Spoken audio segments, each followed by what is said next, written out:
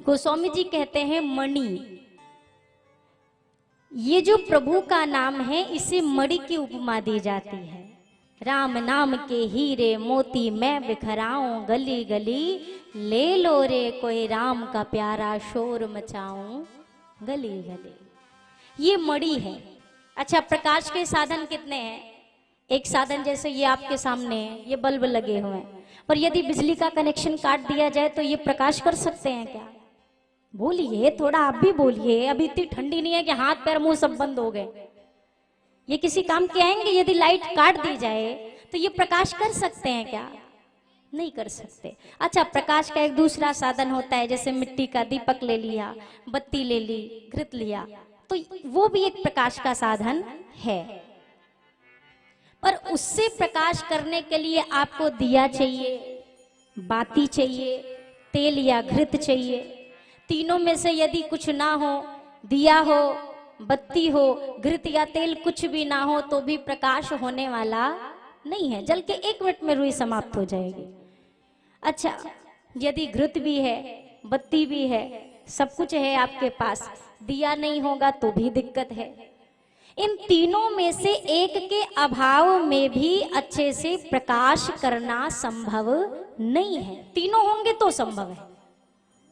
लेकिन मेरे गोस्वामी जी कहते हैं जो मणि होती है, मणि को ना घी की जरूरत है, ना बत्ती की जरूरत है, ना किसी दिए की जरूरत है। इसका तो स्वरूप ही 24 घंटे 8 याम परम प्रकाश रूप दिन राति, ये मणि का स्वभाव है। और मेरे प्रभु के नाम की उपमा इसी मणि से की गई है। जिसके जिह्वा पर प्रभु का नाम होता है वो व्यक्ति क्या करता है? वो अपने भीतर तो ज्ञान का प्रकाश, भक्ति का प्रकाश करता ही है, साथ ही साथ उसके मुख पर विराजमान प्रभु का ये पावन नाम उसके साथ से जुड़े लोगों का भी कल्याण ही करता रहता है। प्रयास करिए, एक स्वभाव बनाइए कि जितना अधिक हो सके काम करते समय, मैंने कल भी निवेदन किया, अपनी दैनिक दिनचर्या में आप यदि घर का काम कर रही हैं माताएं, तो मुख से बोलना ही तो है। अच्छा, एक समस्या ये भी है। समस्या क्या है कि लोग कहते हैं अभी हम नहाए नहीं, अभी से कैसे राम राम कर लें। ये भी एक बड़ी समस्या आ जाती है कि बिना नहाए राम राम नहीं कर सकते। अच्छा, कहाँ लिखा है कि बिना नहाए राम राम नहीं कर सकते? आप बताओ। विचार करिए कि जो राम नाम तब लिया जाता है, कब? जब एक व्यक्ति संसार को छोड़ चुका होता है, उसकी अंतिम यात्रा निकलती है, तो उसकी मुक्ति के लिए कहा जाता है राम नाम सत्य है। बोलिएगा नहीं? ये डर होता है ना, इस चीज को हमने एकदम फिट कर लिया, अभी नहीं बोलेंगे तो आखिरी में बोला जाता है। बोलिए भले आखिरी में, पर इसके तत्व को समझा जाए कि राम नाम सत्य था, है और सदैव रहेगा। यदि हम ये सोचे नहीं नहीं ये तो बस आखिरी में लेने वाली लाइन है और आखिरी में समझेंगे, तो विचार करिए समझने के काबिल रहेंगे क्या जो समझेंगे? नहीं रहेंगे। भैया, प्रभु का ये जो नाम है, ये इस चीज का कोई दायरा नहीं है इसके लिए कि इसको नर जपे कि नारी जपे कि बच्चा जपे कि युवान जपे कि नहा के जपे कि बिना नहाए। नहीं, बस एक प्रयास करिए। मैं आपको कबीरदास जी की एक घटना बताऊं। श्री कबीरदास जी महाराज, एक जगह संतों की पंक्ति लगी हुई थी और पंक्ति में बैठे थे कबीरदास जी महाराज। एक निवाला मुख में रखते और जब वो निवाला खत्म होता फिर कहते राम, दूसरा उठाने से पहले फिर कहते राम। सामने एक सज्जन बैठे थे। सज्जन ने कहा, आप इतने बड़े संत हैं, आपको इतना नहीं पता कि झूठे मुंह राम राम नहीं करते हैं? आप झूठे मुंह राम राम राम नाम किए जा रहे हैं, झूठे मुंह राम जी का नाम नहीं लेते। कबीरदास जी ने कोई उत्तर नहीं दिया। पंक्ति समाप्त हुई। अंत में कबीरदास जी महाराज ने मुख में जल भरा, एक बार मुख धुला, 2 बार कुल्ला किया, 3 बार किया, 4-5 बार अच्छे से कुल्ला करने के बाद जब 6वीं 7वीं बार मुख में जल भरा तो वो सज्जन गुजर रहे थे, उनके पैरों के पास वो जल निकाल दिया। सज्जन को बड़ा क्रोध आया, ये कैसा व्यवहार है? पूरा जूठा पानी आपने मेरे ऊपर छिट्टे से डाल दिया, अब मुझे स्नान करना पड़ेगा। कबीरदास जी ने कहा भैया काहे का जूठा, मैंने तो इस मुख को कम से कम 5 से 6 बार अच्छे से धुला है, अच्छे से कुल्ला किया है मैंने, तो अब जूठा बचा कहाँ। सज्जन ने कहा अरे इस मुख को 6 बार 7 बार क्या, पूरे दिन भी धोते रहो तो ये शुद्ध होने वाला नहीं है, ये तो जूठा ही रहेगा। कबीरदास जी ने कहा भाई ये बात मुझे क्यों बताते हो, ये बात तुम स्वयं समझो ना। तुमने ही अभी कहा कि जूठे मुंह राम राम नहीं करते, अगर इसके पवित्र होने का इंतजार करूंगा मेरा जीवन समाप्त हो जाएगा, पर ये पवित्र होने वाला नहीं है। सो अपना जो समय है इसी समय के साथ ठाकुर जी के नाम को जोड़ लिया जाए।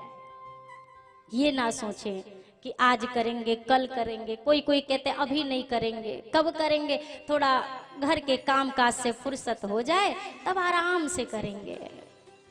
आराम करते करते भले ही आराम हो गया तो क्या करेंगे, फिर तो मौका भी नहीं लगा करने का। तो भैया ये मत देखिए कि अभी नहीं है, अभी वक्त नहीं है। नारायण जब अंत में यम पकड़ेंगे बाह, तो उनसे भी कहियो यही कि अब ही फुर्सत ना है। हम अक्सर कहते हैं अब अभी थोड़ा सा टाइम नहीं है, फिर किसी दिन आ जाएंगे, हम किसी दिन आ जाएंगे। ये जो फुर्सत ना रहने की बात करते हैं, संत वर कहते हैं भैया जब अंत में यम आकर बाह पकड़ेगा तो क्या उनसे भी यही कहने जाओगे अभी हमारे पास फुर्सत नहीं है, बाद में आना। जैसे वो संभव नहीं है तो उस बात को हृदय में विचार करके धार करके भैया अपने जीवन को व्यर्थ ना गवाई। कबीरदास जी कहते हैं भक्ति देखिए, भक्ति किस हिसाब से हो। एक भक्ति ये होती है कि हम भगवान को याद करते रहते हैं, एक भक्ति की उपमा ये है। पर एक भक्ति की पराकाष्ठा उस सीमा पर पहुंचती है जहां पर ये भगवान का नाम लेना बंद कर देते हैं, यहां से उच्चारण होता है, एक ये है। और एक भक्ति की पराकाष्ठा ये कि भक्त भगवान को भजता ही नहीं है, भगवान अपने भक्त को भजना शुरू कर देते हैं, ये एक भक्ति की पराकाष्ठा है। जैसे मैं अक्सर एक उदाहरण अवश्य देती हूँ। एक बिल्ली होती है, एक बंदर होता है। बिल्ली का बच्चा और बंदर का बच्चा दोनों के स्वभाव में आप फर्क समझिए। बिल्ली का जो बच्चा होता है उसमें बच्चा अपनी माँ को पकड़ के नहीं रखता है, बिल्ली अपने बच्चे को मुख में दबा कर रखती है, वो नहीं पकड़ता है, वो निश्चिंत रहता है। लेकिन बंदर की स्थिति में ये कहानी बिल्कुल उल्टी है। इसमें बंदर का जो बच्चा होता है वो अपनी माँ को कस के पकड़ के रखता है, माँ अपने बच्चे को पकड़ के नहीं रखती है। अब क्या करें, या तो हम ठाकुर जी से इतना प्रेम करें कि ठाकुर जी आप मुझे पकड़ो ना पकड़ो, मैं आपको नहीं छोड़ूंगा, मैं आपको पकड़ के रखूंगा, ये प्रेम हो तो अच्छा है। अथवा इस तरह से प्रेम कर लो, इतना प्रेम कर लो सरकार से कि आप यदि एक कदम दूर भी चले जाओ तो ठाकुर जी आपके लिए आपके पास आ जाएं, या तो ऐसी भक्ति हो जाए। दो में से कोई एक हो जाए तभी जीवन का कल्याण है मेरे भैया, तभी जीवन का उद्धार है। दो में से कुछ तो हो। कबीरदास जी कहते माला कबहू न कर धरूं, मुख से कहूं ना राम, और राम मेरा मुझको भजे मैं पायो विश्राम। मैं नहीं रखता, पर यदि कबीरदास जी के इस तथ्य से हम अपने को जोड़कर बैठ जाएं तो हम तर पाएंगे क्या? क्या हमारी भक्ति वाकई में कबीरदास जी की श्रेणी की है क्या? पहले ये विचार करें, सोचें। हम अक्सर क्या करते हैं, अपनी सुविधा के अनुसार सारी चीजों को जोड़ने का प्रयास करते हैं।